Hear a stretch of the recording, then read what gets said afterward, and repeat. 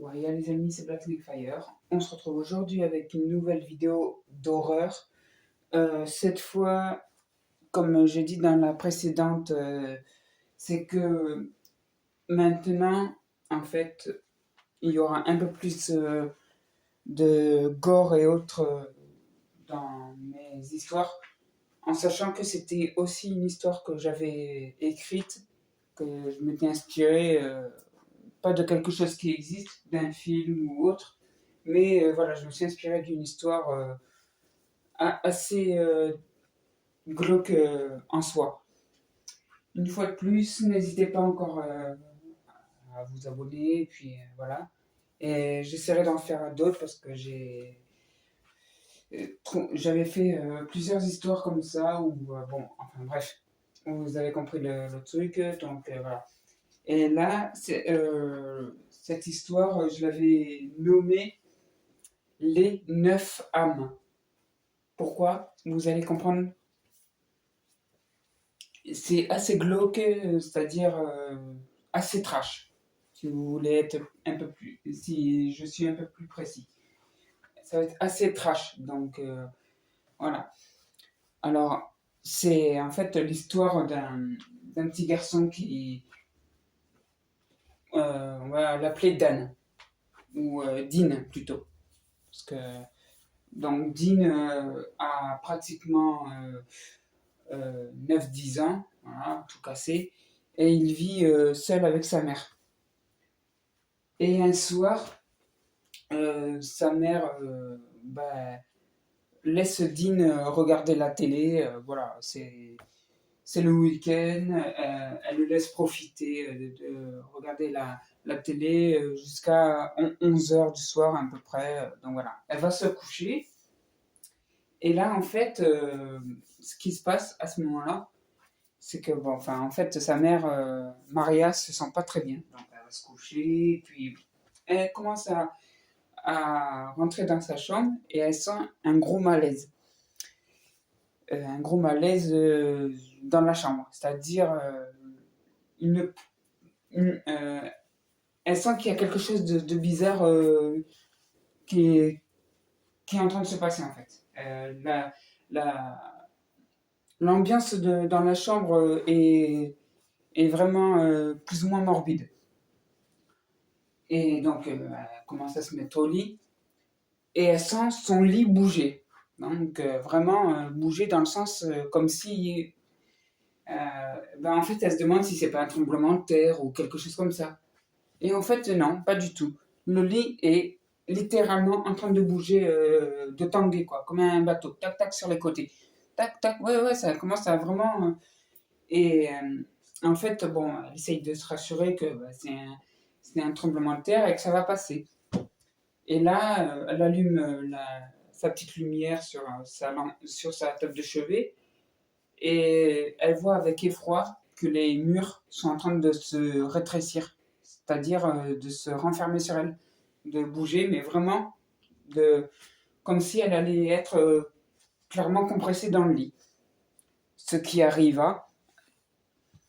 Donc le lit fut complètement broyé et elle aussi. Donc, du coup, voilà, vous imaginez la suite, hein. Sauf qu'en fait, Dan commence Dean plutôt, désolé. Enfin, oui, Dan, Dean, voilà, c'est. Sauf bon, que là, Dean commence aussi à fatiguer, à peu près 1 heure après, donc il monte pareil se coucher. Et en fait, euh, avant d'aller se coucher, il va voir sa mère pour lui dire bonne nuit, maman, enfin voilà, les trucs comme ça. Là, il ouvre la porte de la chambre à sa mère et il voit qu'en fait la chambre est repeinte de sang et tout, quoi. Puis le lit est redevenu normal, les murs sont à sa place aussi, enfin voilà, c'est vraiment l'horreur. Là, c'est clairement, il sort de chez lui en courant, enfin voilà, en essayant d'appeler à l'aide, et puis en fait, il appelle la police, quoi. Et il sait pas ce qui s'est passé, donc voilà. Ensuite, Dean est mise dans une famille d'accueil jusqu'à sa majorité, jusqu'à 18 ans. Donc, tout se passe bien jusqu'à là. Ensuite, une fois qu'il quitte sa famille d'accueil, ben, il tombe amoureux d'une jeune fille, pareil. Et puis, bon, quelques années plus tard, ils ont des enfants. Donc, ils ont à peu près 6 enfants, 6 ou 7. Enfin voilà, vous allez comprendre pourquoi après. Ensuite, bon, les enfants ont un certain âge. Donc déjà, Dean et sa femme, pareil. Un soir où toute la famille est en train de dîner, euh, un des enfants de Dean lui dit alors c'est vrai que quand tu étais petit, ta mère, enfin, mamie, ben, est morte dans son lit. Enfin, il leur dit oui, sans forcément détailler ce qui s'est passé, mais oui, effectivement, voilà. Et je vous demanderai de faire tous attention car je ne sais pas si c'est génétique. Enfin, en tout cas, si voilà, il y a eu, voilà, si vous pouvez avoir les mêmes conséquences. Donc bon, ok, bon là, finalement, ils terminent le repas et puis tous vont se coucher. Et l'aînée, c'est une fille, donc Clara, forcément, dort avec sa sœur dans une chambre, toutes les deux. Voilà. Et à un moment, euh, l'aîné va y passer forcément. Donc, en fait, là, ce qui se passe, c'est que au bout d'un moment, Clara se met, va dans la salle de bain parce que elle commence à avoir soif. Donc, ok, elle va prendre un verre pour aller boire. Et sauf que dans le miroir où voilà, il y a de la trousse à pharmacie, tous les trucs comme ça, elle ouvre la porte, enfin la porte du truc hein, pour prendre voilà, un médicament, enfin voilà, parce qu'elle commence à avoir mal de tête, elle ne se sent vraiment pas bien. Et là, euh, elle voit clairement une main l'attraper au niveau de la gorge et ben, lui briser la nuque, quoi, enfin le cou. Voilà. Et là, voilà. Donc, je vous ai dit que ça allait être clairement glauque et carrément trash. Hein. Donc ben là, forcément, Clara, l'aînée, ben, en fait, meurt dans la salle de bain en pleine nuit.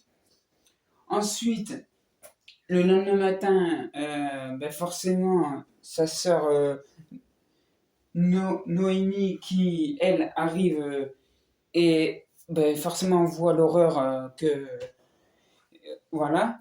Alors du coup, le père arrive en courant et voit ben, que sa fille, malheureusement, est passée aussi par là.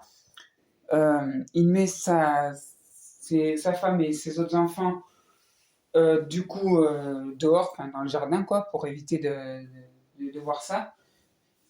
Et ensuite, ils appellent la police, donc ainsi de suite, et voilà, et ça continue, le truc recommence. Ensuite, le lendemain matin, donc c'est le lendemain matin, pareil, sa femme, Adine, va dans la cuisine pour commencer à faire le petit déjeuner pour tout le monde. Hop, elle ouvre le tiroir de la cuisine où il y a les couverts, les couteaux, les fourchettes, enfin voilà. Et là, tout d'un coup, euh, elle voit une sorte de truc surnaturel. Les couteaux volent dans tous les sens. Hein. Et ben, malheureusement, elle n'y échappe pas non plus. Ça fait déjà 3 personnes. On a dit 9 âmes. Donc, voilà. Alors, le premier couteau, forcément, il atterrit entre les deux yeux. Le deuxième, forcément, dans le ventre. Donc, voilà. Et là, au moment où le, le troisième enfant arrive élevé, bien sûr, hein, un peu plus tôt. Là, voit horreur dans la cuisine que finalement c'est la mère qui passe. Donc voilà. Donc ça fait déjà trois personnes qui décèdent. Donc ok, bon ben là ils n'ont plus le choix là. Ils sont obligés d'essayer de savoir ce qui se passe et tout. Et puis en fait, voilà quoi, ils vont essayer de se concerter pour essayer soit d'appeler quelqu'un, un prêtre ou quelque chose comme ça. Donc ok. Donc ben, ils essayent, puis ainsi de suite.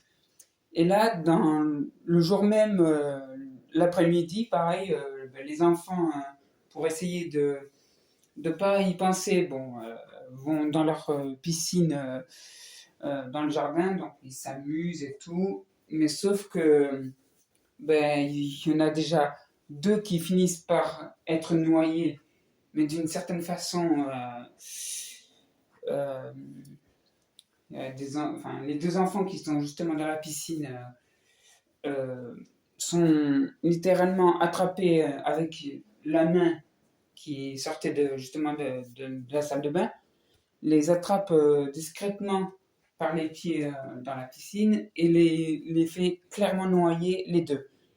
Donc on passe à 3, à 5 plutôt. On passe à 5 victimes donc déjà deux enfants noyés qui flottent dans la piscine. Donc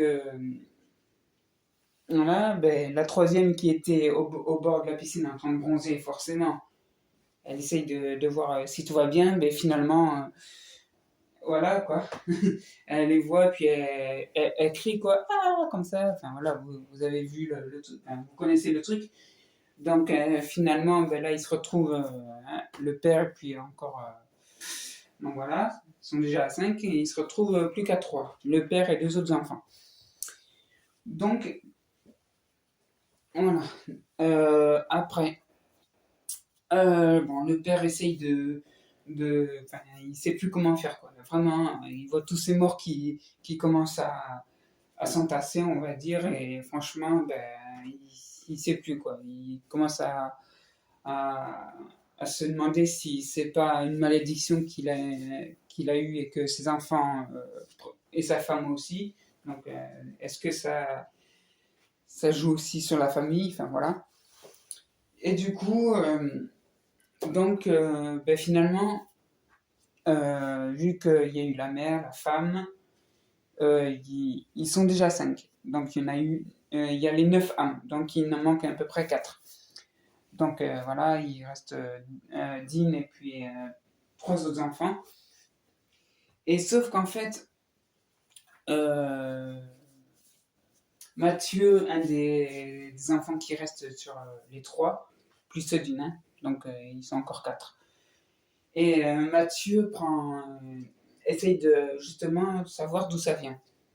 Et comme ils ont une cave dans, dans la maison, il va essayer de savoir s'il n'y a pas quelque chose dans la cave qui pourrait essayer d'arrêter ça.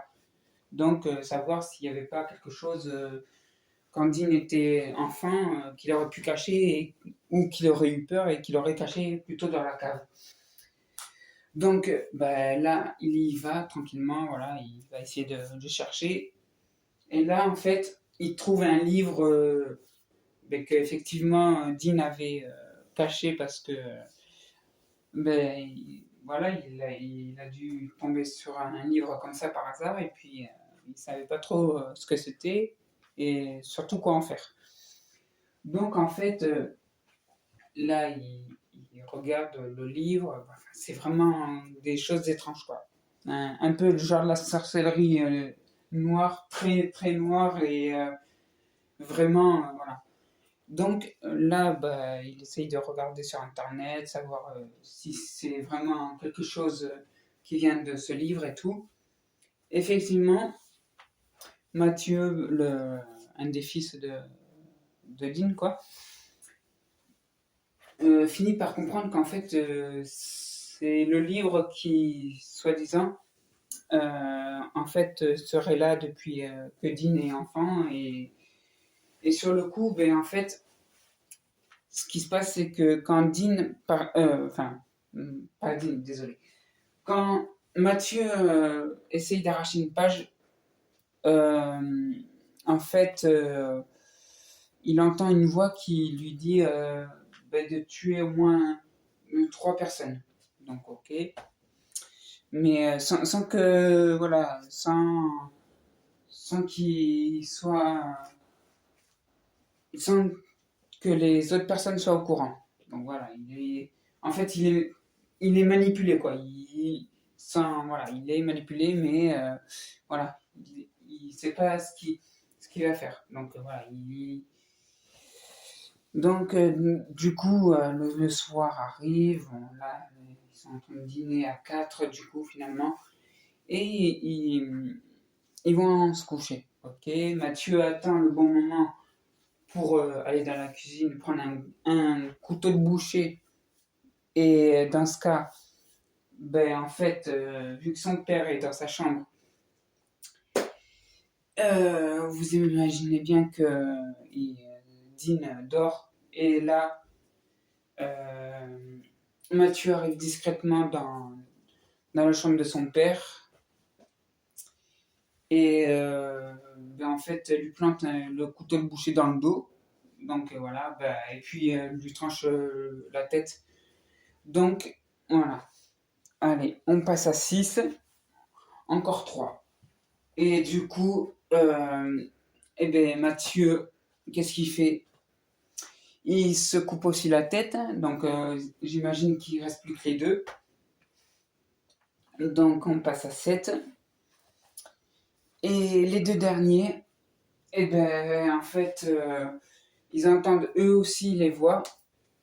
Donc ils vont se dire, on va essayer de vaincre la mort, mais autrement. C'est-à-dire, au lieu de, de s'entretuer entre nous, on va essayer plutôt, je sais pas, genre un chat ou un chien, enfin, même si c'est, voilà.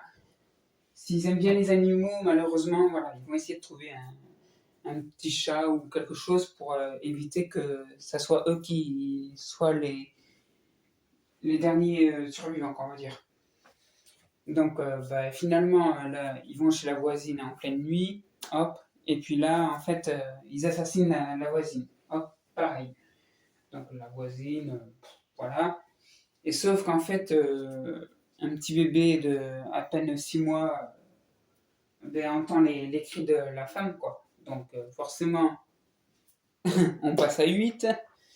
Et en fait, euh, ben, voilà, le bébé, pareil, quoi, en fait, il y passe aussi. Et sauf qu'en fait, vu qu'ils ont déjoué les plans on va dire de la mort, quoi, qu'ils ont réussi à avoir 9 âmes au total, donc c'est des survivants.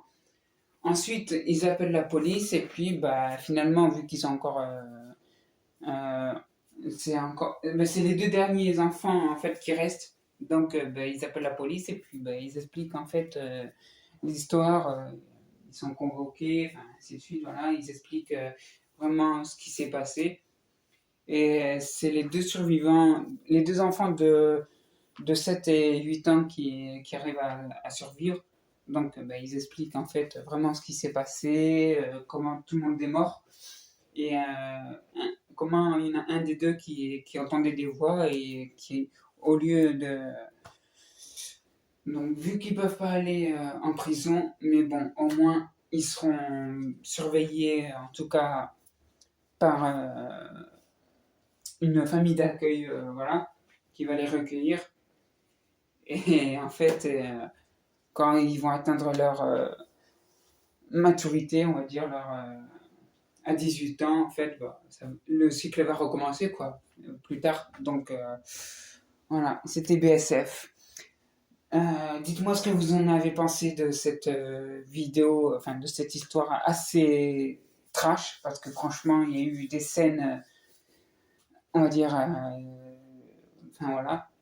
Et n'hésitez pas une fois de plus à vous abonner, lâcher les pouces et partager, et puis Black Snake ailleurs, et puis merde, hein, bon, non je rigole.